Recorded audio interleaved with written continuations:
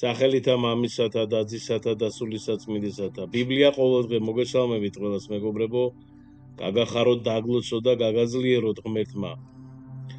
დღეს იოგა მთელ მსოფლიოში ძალიან პოპულარულია.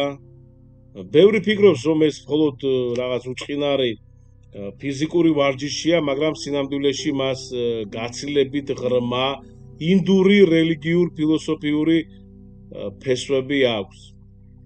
ეხლა თავად სიტყვა იოგა ეს სანსკრიტული ესე იგი წარმოშობისა და ნიშნავს ძალისხმევას ან ესე ვთქვათ ვარჯიშს, ხო? რომელიც მიმართულია ადამიანის ფსიქიკის მართვისა და უმაღლესი სულიერი მდგომარეობის ესე ვთქვათ მისაღწევად. რა თქმა უნდა, აქ არ არის საუბარი ხა პოლიტიკური ვარჯიშზე, ადამიანი რო გავაგარეთ, ესე იგი გაივლის, გამოივლის ან ივარჯიშებს და გასაგებია, ხო, ეხა ამის ახსნა არ არის მე მგონი საჭირო. მეგობრებო, მხოლოდ ფიზიკური ვარჯიშია, ეხლა ეს იოგაზე გვაქვს ხო ჩვენ საუბარი, რადგან შემოვიდა ესე ვთქვათ კითხვები არსებობს და ესე იგი კიდევ ერთხელ ნახეთ რომ ბევრს გონია რომ იოგით მხოლოდ ჯანმრთელობისთვის ესე იგი ვთქვათ ყავდება, მოდით ასე ვთქვათ, მაგრამ ეს შეცდომა არის. იოგა პირველ რიგში სულიერი ასე ვთქვათ სისტემა არის, ხო? აი მაგალითად ცნობილი მართლმადიდებელი მოღვაწე სერაფიმე როუზი, რომელიც თავად იყო დაკავებული ამ პრაქტიკით მართლმადიდებლობამდე ამბობდა რომ ადამიანი რომელიც იოგას ჯანმრთელობისთვის იყენებს და იწყებს უпростоრად გაუცნობიერებლად ამზადებს საკუთარ თავს იმ სულიერი განცდების მისაღებად რომელთა შესახებაც არაფერი იცის. ეხლა რატომ არის იოგა პოპულარული? ადამიანებს ყოველთვის აინტერესებთ ესე ვთქვათ ამოუცნობი და საიდუმლო რაღაცეები, ხო ადამიანებს ყოველთვის ეს ვთქვათ ჩვევია ჩვენ, ხო, ეს გაინტერესებს და ცნობის მოყვარეები ვართ, მაგრამ იოგას ესე ვთქვათ ცენტრები ხშირად ამას სათავისოდ იყენებენ და ლამაზად შეფუთავენ, ხო? კარგად რეკლამირებულს, ვთქვათ, აწვდიან ხალხს, ხო? კარგად რეკლამირებულს აწვდიან ხალხს.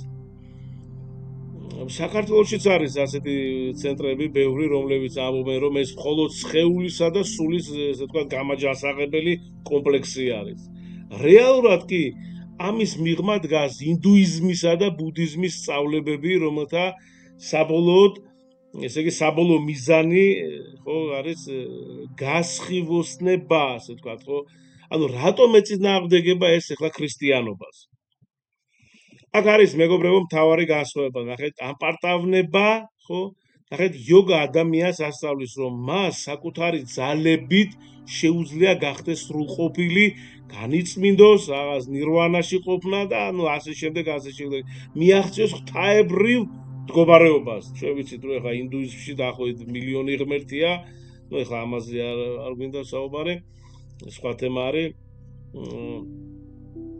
ანუ ქრისტიანობაში კი ეს ითვლება უდიდეს ცოდვად, ხო, აპარტავნება, ვიცით, სიამაყე, ცოდვის მამა საერთოდ, ეს არის სულის კიბო, ასე ვთქვათ, პირდაპირ ჩვენ ხშირად ვამბობ.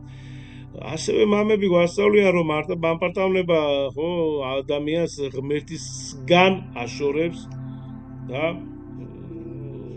ესე იგი თვით კმაყოფილება, ხო? ნახეთ, იოგას მედიტაცია ადამიანს ხდის პასიურს და არამოაზროვნეს, რაც მას ღია, ხო, ხდება იმ სულიერი იდეების მიმართ, რომლებიც ქრისტიანებისთვის უცხოა. ანუ ღვთისგან, ქრისტესგან დაშორება.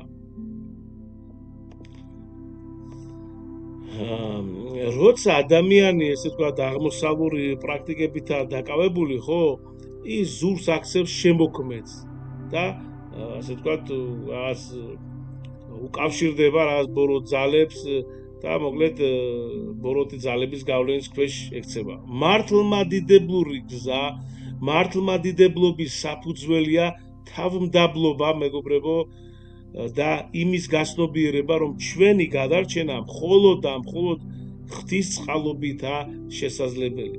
ჩვენი მთავარი, ასე ვთქვათ, ლოცვა, ხო, ეს მთავარი იარაღი, რომელიც 2000 წელზე მეტი აქვს ამ, ესე იგი, ლოცვას, ეს არის მართლაც უდიდესი ფასი არ აქვს ამ ლოცვას, ეს არის იესოს ლოცვა, უფალო იესო ქრისტე ძეო ღვთისაო, შემიწყალე მე ცოდვილი, ან უფრო შემოკლებით ასე ვთქვათ, მოკლედ უფალო იესო ქრისტე შემიწყალე მე, ან კიდევ უფრო მოკლედ უფალო შემიწყალე.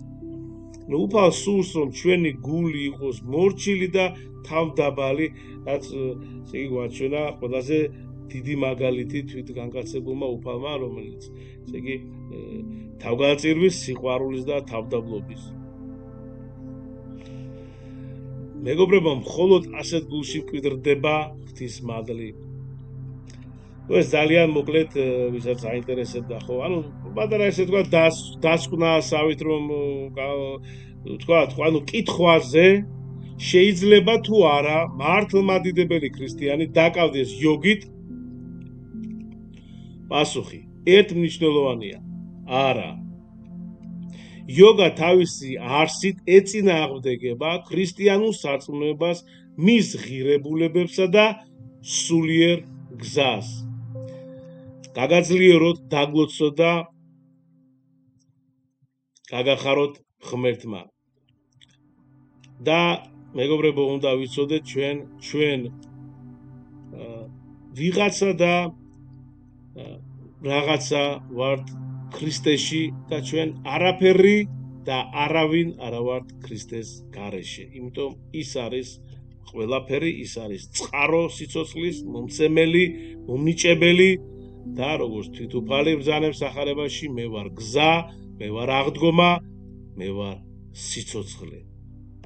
აბა გაიხარეთ და დიდი თხოვნაა რომ გააზიაროთ ეს ვიდეო და ლაიქეთ მოიწონეთ თუ მოგეწონათ რა თქმა უნდა. დიდი მადლობა. გვარავდეთ უფალი.